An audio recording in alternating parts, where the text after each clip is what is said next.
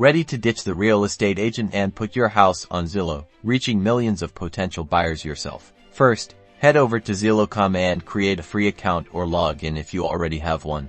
This is your gateway to listing. Next, find and click on the List Your Home button, usually located prominently on the home page or in the navigation menu. Now, carefully enter your property address. Zillow will use this to pull up public records and help you pre-fill some information. Fill out all the property details like the number of bedrooms, bathrooms, square footage, and lot size. The more accurate, the better. Upload high-quality photos and even a virtual tour.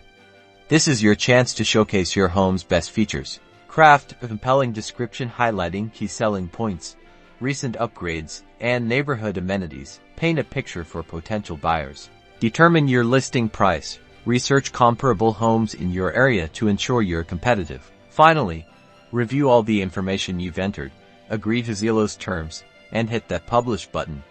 Congratulations, your home is now on Zillow.